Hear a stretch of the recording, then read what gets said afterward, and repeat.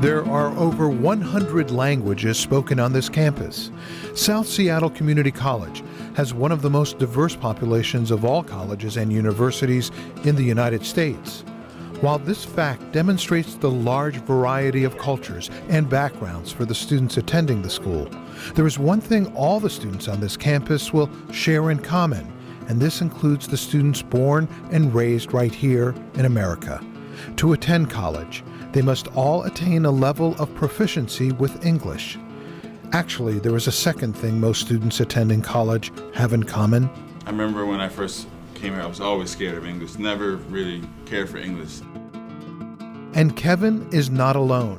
I didn't even know I was going to go to a college at all once I got out of high school. I didn't really know, and then when I took the compass test, they were like, yeah, you're 96. I was like, oh, well, me and grammar just don't mix. So that's probably kind of why. I always knew that because, yeah, I don't even speak right. So, yeah. And those are the native speakers. Imagine learning English as a second language.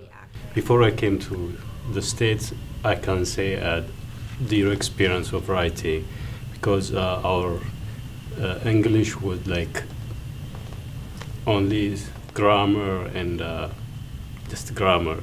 No spoken English, no writing. Given a positive learning environment and quality instruction, most any student will see the importance of mastering English. Just ask English instructor Holly Gilman. Anyone who plans on continuing education, staying in this country, or who lives in this country and wants to be thought of as a reasonable, intelligent adult has to be able to maneuver with some facility around the English language.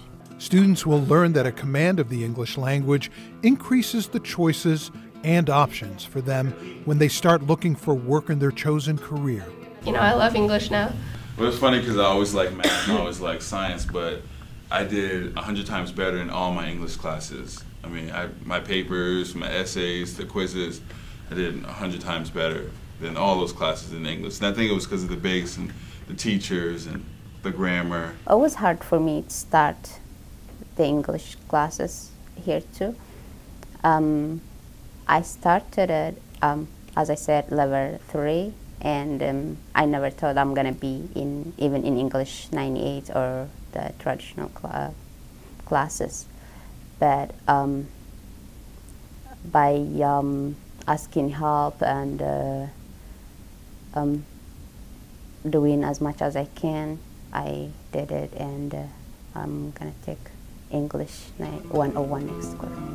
Higher education is a proven pathway to a better quality of life, a better career, and higher pay. Being able to communicate well, to understand spoken and written English, and to write and speak English well will prepare you to reach those goals, to achieve the degree you want, or to attain the certificate needed for your dream job. For me, I just started just finish, English, so I would know how this paperwork when people give me form to understand. But then somehow I met my friend Muslima and encouraged me, oh, we're going to nursing, let's go do it together. And before you know, if you come to the college, people will help you where to go, even if you're really confused on what to do. And I ended up becoming LPN. I'm an LPN nurse. And I came back and finished my AA last year. So I have my AA degree, and I'm currently enrolled RN program, which I'm hoping to graduate spring. While it may seem to be a difficult task, there are all kinds of resources there to help you. And remember, you are not alone on this path. In fact, you'll soon learn that these students had different starting points with their English courses. I took, I think it's English 96 and 101. And right now I'm going to school, I'm trying to complete my prereqs for pharmacy school. So I'm in the pre-pharmacy program. I took English 101, English 102, World literature, Asian American literature, and literature of American culture. And your academic goal? To go into broadcasting. I took English 97 ESL, 98 101, and World Literature. And my goal is I'm almost about to finish AA degree in business, and I'm also doing prerequisite for nursing class. I've taken English 101, 102, and my goal is to get my RN and hopefully get into Masters of Public Health Administration. I've taken 96, 97, 101, or 98, 101, and currently in 102. And my goal is to, well, I want to be an English major, I guess, for now. I started at South from level 5 ESL English, for the ESL class, and then I think I went to English ESL 93, 96, 97, 98, then English 101 and English 102. And my goal for the at South was register nursing, and I already graduated, so I'm in BSN program, in bachelor's program at UW. I'm in the same boat. I think I took all of the classes, 95, 96, 98, 101, and then 102, and then I also took poetry, but I don't remember which one that was. And I'm trying to get my major in political science. As these students discuss the English classes they've taken with numbers like 95, 98, and 101, you may ask yourself, how will I know where to start? All students entering the community college take series of placement tests in subjects like math and English. And there is an ESL version of the tests, too. This type of test is for placement. It is not a pass or fail test. This test will pinpoint where you should begin in English. Which English class should be your first? I think they got it pretty accurate. I got into 101 my first quarter, and I think it's because like throughout elementary school, middle school, and I was only at high school, well, for 2 years because I took Running Start. We always had a lot of essays and we always worked with writing and reading, and it was something I liked to read, outside of school, just for enjoyment. So yeah, I was pretty happy. The placement test may indicate you are ready to start at college-level English or not. In fact, more students will discover they must brush up on their English. The test will place them at pre-college levels. While this may be disappointing, most students would agree the placement was accurate. It helps to evaluate the students' critical reading skills, because in college, if you cannot read critically, and when I say critically, I'm not saying find flaws, but if you cannot look at a group of words, an idea, and immediately begin to look for inferences, implications, what's written between the line, how does this connect with something else? If all the student can see is the surface level meaning of the words on the page, and not how that idea relates to something else, or maybe there's something else implied there, then typically those students struggle in English 101. I wasn't too surprised because I had been out of school for, I think, 10 years before I started. So it was like I knew that I needed to start from the bottom to be able to be successful. So I was kind of okay with it. The reasons for the pre-college placement can vary widely. Students returning after a break from school will often need to refresh the skills they haven't used in some time. A lot of students never received the preparation needed to move on to college-level English. Not at all. High school writing papers and stuff, like writing papers and reading in general was so different from coming here and you have to annotate your books now. Like, what was that? So when my first class in ESL class, my teacher asked us to write about teacher we know, and I can say, I couldn't write half paragraph, just so that was my problem, the problem I had. And for students who are learning English as a second language, there are pre-college classes specifically designed for English language learners. The goal of all these pre-college classes is to raise your level of proficiency in English and to prepare you for college-level classes. So once you've started taking your English classes, how can you set yourself up for success? An important step to becoming successful is learning about the resources available to support you. I know for me, I always use the Writing Center. I think that was like one of the best things I could have done. I went to the Writing Center probably 3 or 4 times a week, and I went almost every Saturday for 2 years. And so sometimes I wouldn't even be in there, even using the Writing Center. I would just be in there to listen to other people and just pick up on ideas. And I think the Writing Center, talking to your teachers, and just talking with other people about your writing, I know for me really helped my writing. In addition to Writing Center, peer review helps me a lot because I give my paper to native speaker, and really they gave me good suggestions so I can improve my writing. And Writing Center was also it's helpful. I used to visit like 3 times, at least 3 times in a week. So. Yeah, Writing Center, even just being able to bounce off of somebody's like ideas, like, hey, you know what, you should take your paper this way, or what does this actually mean? You can get so much more out of your own self by being able to like talk to somebody who really has, you know, an unbiased opinion about, well, your own paper that you're writing about. I also found that it was what was great for me. I found the one girl, I don't remember her name, but I found that that person helped me to develop my paper. You know, like I had negative experience when somebody said, that is not, let's cut this, let's put it here. And after that meeting, I couldn't find if it's my paper or not. So finally, I found a person who you know, like, who helped me to develop my paper, who helped me to point that is not enough information here. Could you add something? What do you think about that? So, and you know, like at the same time, she smoothly, I don't know, involved me in the grammar, like just my corrections, not her corrections. And I found that that was a great idea.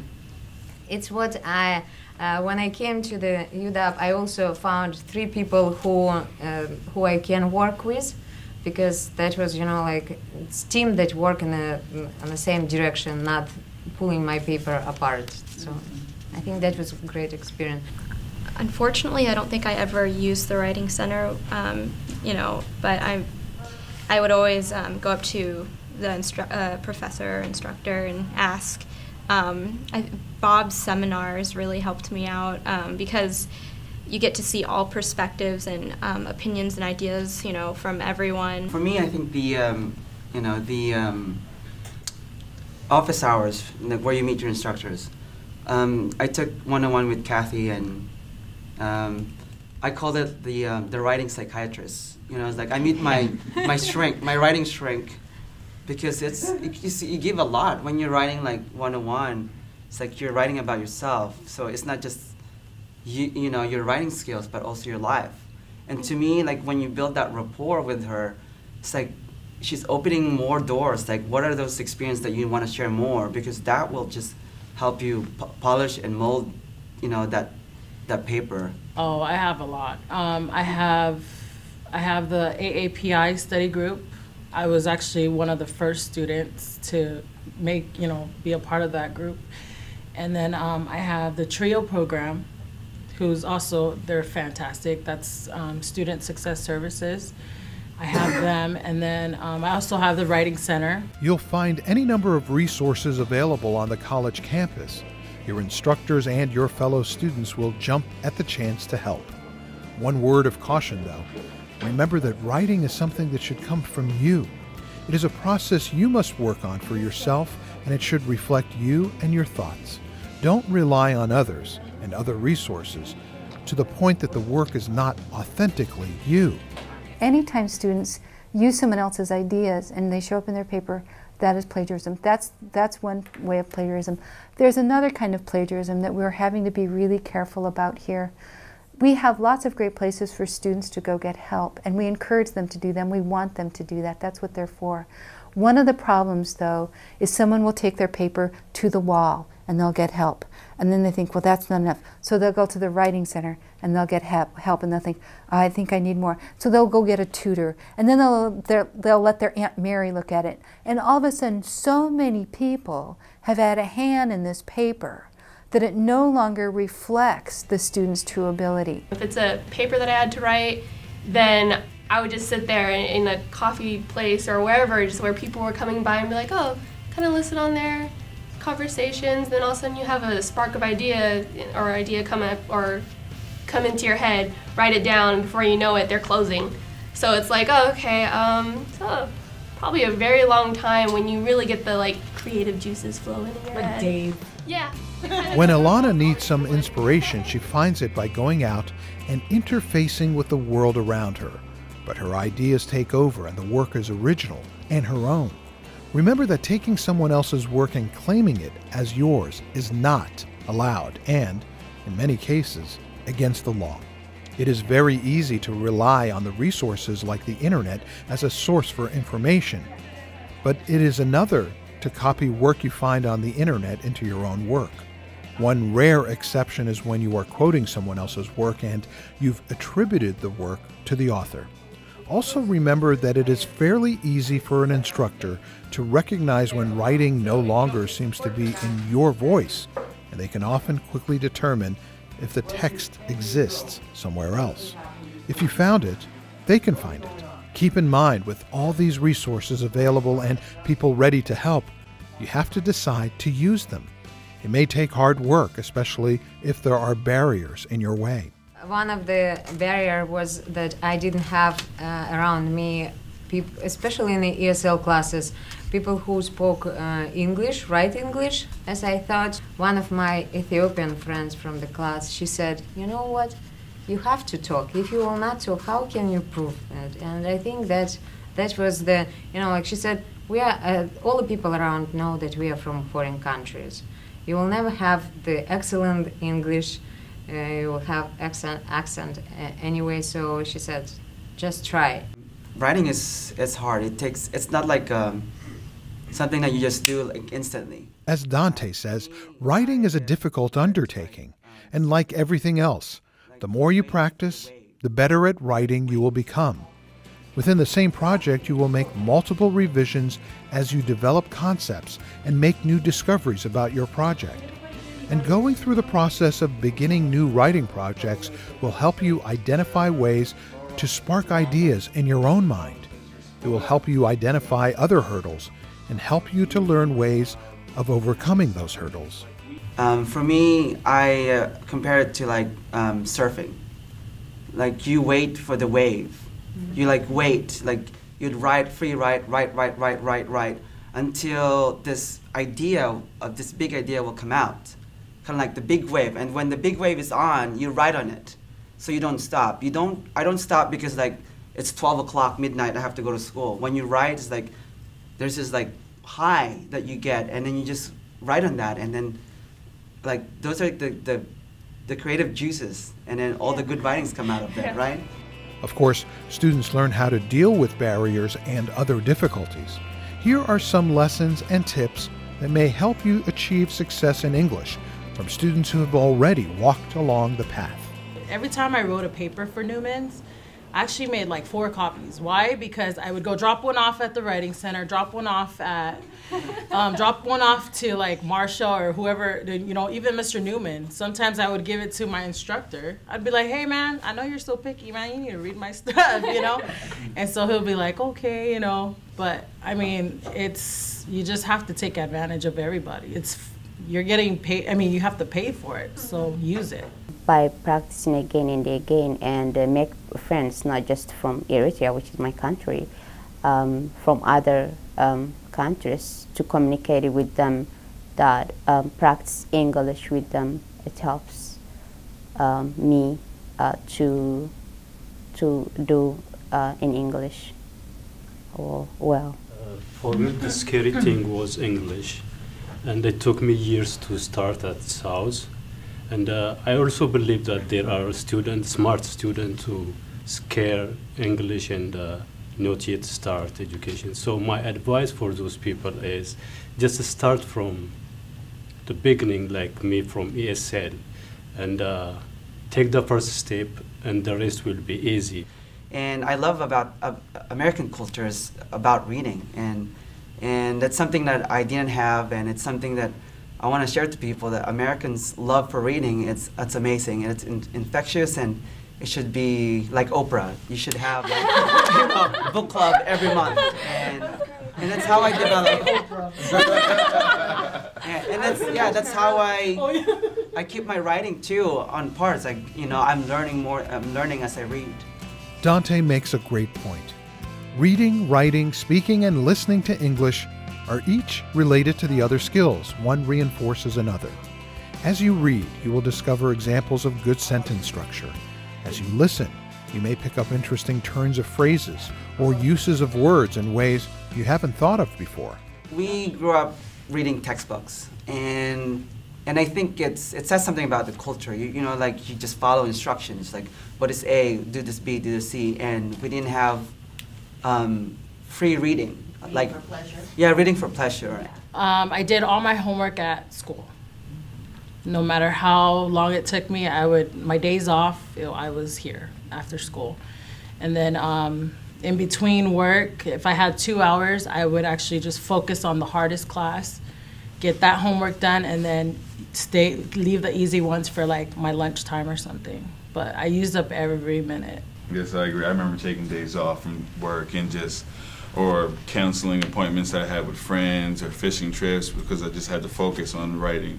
I remember spending hours upon hours just looking at my paper. And I would think that my strategy was I wrote my paper in my head and my brain for a long time. Like I was moving all the thought back and forth.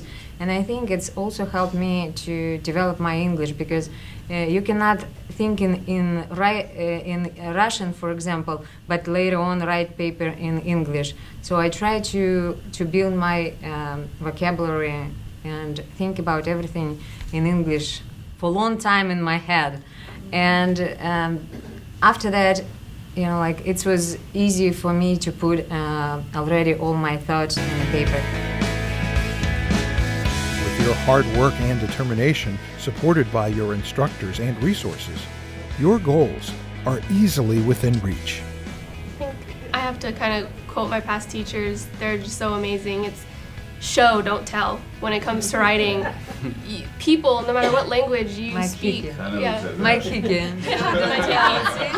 matter what language you speak, you have this amazing gift to communicate. Paper, ink, whatever it is, you have an amazing gift to show what you're actually feeling, and actually, having other people relate to you. It's a way of connecting with people other than just physically showing it or whatever it is. Just show me your mind, basically. I want to know. I would say just use your resources. Don't be scared to take advice from other people, and just believe in yourself. I know for me, like when I came here, I wasn't sure, but I believed in myself and I was able to get it done.